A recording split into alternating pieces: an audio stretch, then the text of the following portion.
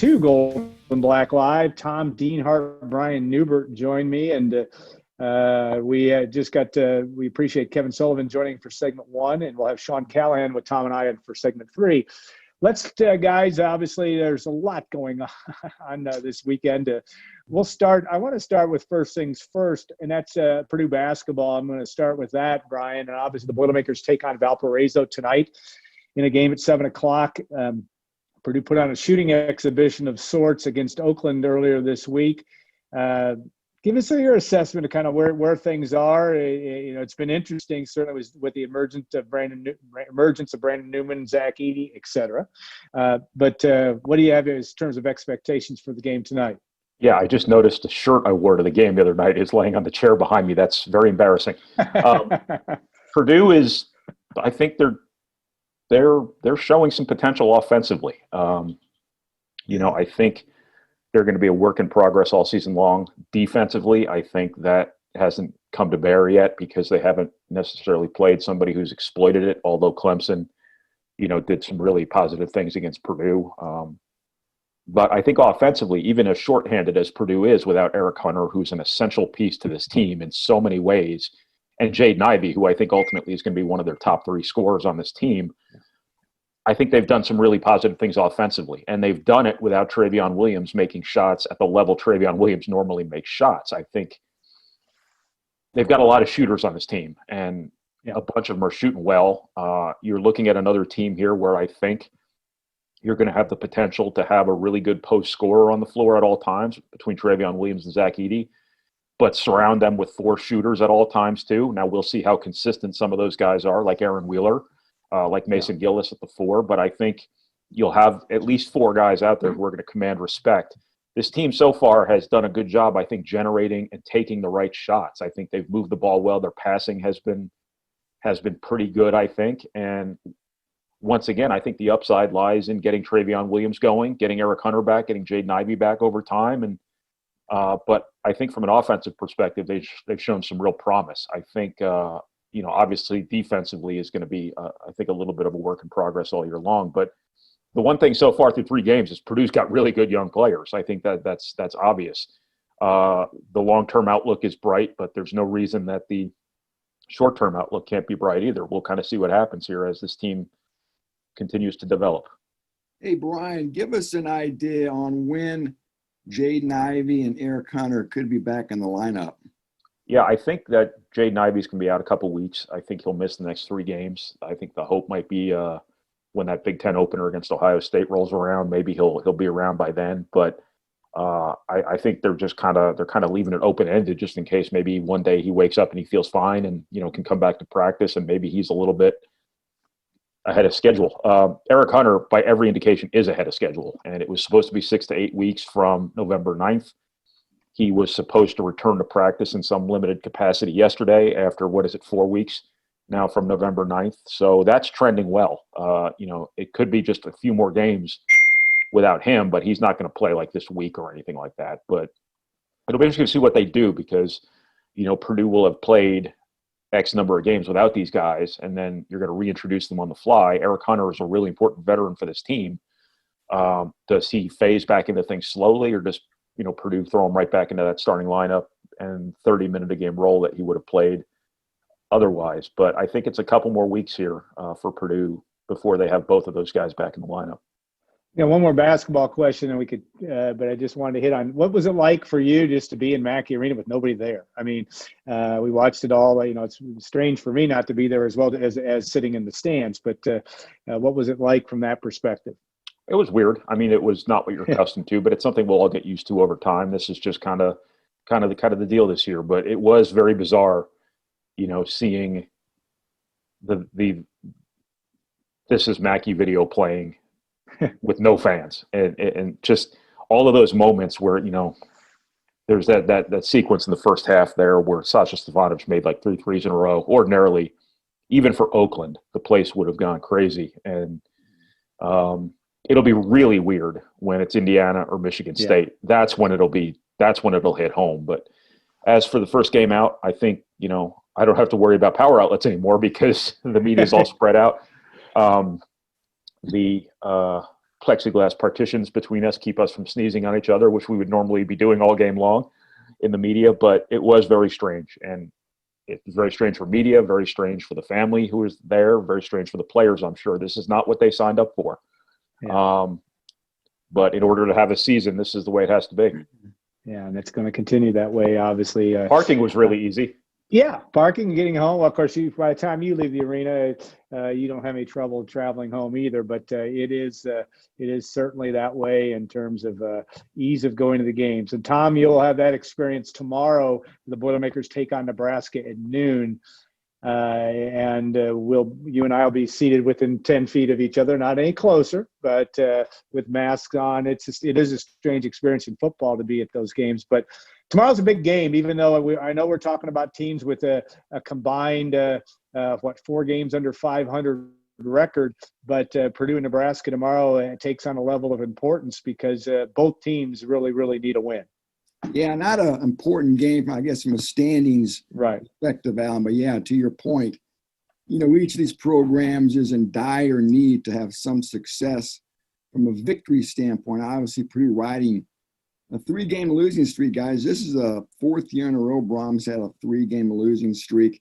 Has never lost 4 in a row during his 4-year tenure. So we all know there's a sense of urgency in West Lafayette to get a victory, guys. 2-3, 3 games left. There's still a chance this team can finish with a winning record. I thought I said this last week too, guys. Is this the most important game of the season? I guess the next one always is when you're in this predicament and you're Purdue. I think the Boilermakers are favored by maybe a couple points according to Vegas. My goodness, guys, I don't even know where to begin, how this game could unfold. For Purdue, obviously, you got to begin with 2 areas, special teams and defense. And to that point, Jeff Brom spoke yesterday, and he spent a concerted amount of time with each of those respective units in meetings and on the practice field this week as well. So he understands the issues on both those areas of the team, guys. And boy, when you lose 3 games in a row here by a combined 17 points, the margin of error is thin. And when you make mistakes like miss field goals, allow kickoff returns for touchdowns, that's how you find yourself on the opposite side of these outcomes the last 3 weeks. Yeah, Brian, we can remember the time. It's historic that Purdue has played in 6 one-score games in a row, and you had to go back to 2004. And this year you have to go back to the end of the 2019 season. But that winning and losing those close games, that margin for error is tight. Brian, Jeff Brom yesterday very passionate about. There's been talk. We know there are some opt-outs. We know that some folks have entered the transfer portal. What do you make of all this? Is this just COVID the way we see it? Is this a bigger issue for all programs down the road? Well, if this is something that happens to other people, like if they have 8 people opt out during the season, we think the number is 8. I can't say that for sure. Yeah. Then it's just 2020. But if this is a Purdue isolated thing where you have a bunch of players opt out during the season, who aren't NFL guys too, by the way. They're not protecting any professional interest or whatever. They're just opting out of the season. That would seem like a little bit of a red flag about, how engaged this team is. When you combine that with some of the things that Jeff Brom said this week, and, often, we're not obviously told things directly or do coaches necessarily always say what's actually going on, but sometimes we can read between the lines enough to kind of understand the code they're speaking in. When he talks about confidence and his team lacking confidence, and he relays that anecdote about Steve Young in the NFL, understanding that if George Seifert called a play that they didn't like, it was up to the players to make it work. What are we getting at here? It doesn't paint a pretty picture in terms of what's going on right now, kind of behind closed doors after all of these narrow results did not go in Purdue's favor. So you do kind of wonder. You do kind of worry for Purdue's sake that there's some disengagement going on. But at the same time, when you play Nebraska tomorrow, they're in no different a position. It's just a matter of, which of these teams maybe is less likely to lose, has an advantage. Yeah. But this is kind of an elimination game in that sense for both of these teams because both of their seasons have, gone sideways. 2-3 is not the end of the world for Purdue, but in a 9-game season, when you've lost narrow outcomes to teams that, a couple of teams especially, that you were arguably better than, when you just let those opportunities kind of get away for one reason or another, you do kind of question where things are going if you can't get this Nebraska game this weekend. Obviously, Nebraska can say the same thing. If they can't beat a team that's lost 3 straight close games and doesn't seem to know how to win at this point, then they're right there in the same boat. They got blown out at Illinois, by the way, and that's hard to scrub from the memory bank. In Lincoln. That was they got beat. I think it was at Lincoln, but not that it really matters. But Tom, Rondale Moore, and we're going to be going through, I guess, senior day tomorrow. We understand he may be graduating anyway, but even though we know of his NFL aspirations, but Rondale Moore, David Bell, you still have a chance to. You're in a little bit of a conundrum here because you've run the football well with Xander Horvath at times. Some fans have thought, well, you've abandoned the run, but you've got two. And both Bell and Moore did not have huge games last week against Rutgers. What do you do? I mean, what do you expect to see more of tomorrow? Do you expect to see more of an emphasis on number 3 and number 4, or do you want to see Purdue try to run the football a little bit more against the Cornhuskers? Well, you always want some balance there, Al. And, as Brian said a number of times, Purdue's running game doesn't have to be like the 1995 Nebraska Cornhuskers. It's never going to be that way where you're a power run team. But, and the but is always you have to run enough for the defense to respect the run. And I think Purdue's more than capable of doing that against this Nebraska defense, guys. Now, the strength of the Husker defense is the secondary. So it's going to be a fun matchup watching that secondary, with a lot of veteran talent, match up with the familiar faces we know wearing old gold and black, led, of course, by Moore and Bell in particular. I guess, Alan and Brian, I'm not that worried about the offense on Saturday. I think the offense is going to be just fine. Again, I go back to the defense and special teams. Talked about the special teams a few moments ago. Defensively, guys, let's look at the stats, the Purdue defense doesn't look that bad. It's just, I guess, the recent sample size, so to speak, in particular 3 areas.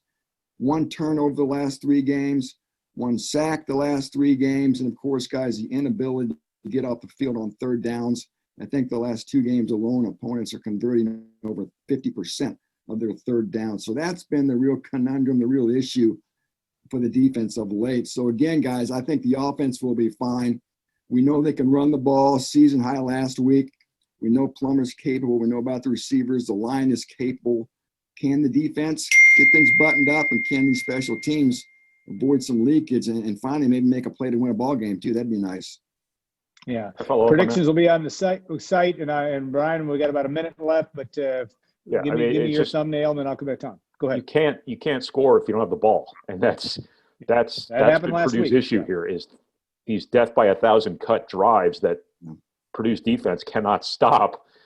They can't give the ball to the offense. So you could have the greatest offense in the history of college football right now, and it wouldn't matter because they wouldn't have the ball. So their biggest issue right now is they can't stop anybody, and this doesn't seem like it's necessarily working at this point. And, Purdue's got to find some answers there in a hurry. All right, Tom, I give it last word. What do you expect to see tomorrow? I mean, it's going to be an interesting game. What do you think it comes down to? You said defense and special teams, but maybe also have something to do with Nebraska's quarterbacks and how well they play. Yeah, you're right. I expect to see a lot of points. Should be a fun game to watch. Each team could be in the 30s. Could be a 1-possession game. You had another close game for the Boilermakers. And, that Nebraska offense will be interesting, Alan. Martinez coming off an 18 for 20 performance last week, a school record completion percentage. But these Husker quarterbacks, Martinez, McCaffrey, they're known for running the football. Last time we saw this Purdue defense, it was getting shredded by a 3rd-string quarterback who was executing the most basic runs of all, and he could not be stopped. So, I know Diaco's defense wants to be more aggressive, guys. Maybe Brian would disagree with that, but I don't think you can blitz this type of an offense too much with these quarterbacks who can run the ball. I still think you have to play more of a coverage-based defense, keep everything in front of you, and I think you still want to make these quarterbacks throw the football to beat you. You can't let them run wild. Yeah, it's going to be an interesting storyline tomorrow. Tomorrow at noon, Big Ten Network. Tonight, Brian's work. Make sure you check on it on the site. It'll be comprehensive and et cetera, as the Boilermakers take on Valparaiso at 7:00. Guys, thanks so much for your time, and we will take a 2-minute break and bring Sean Callahan and break down a little bit more of the Purdue-Nebraska game as well with Tom, and we'll do that in 2 minutes on Gold and Black Live.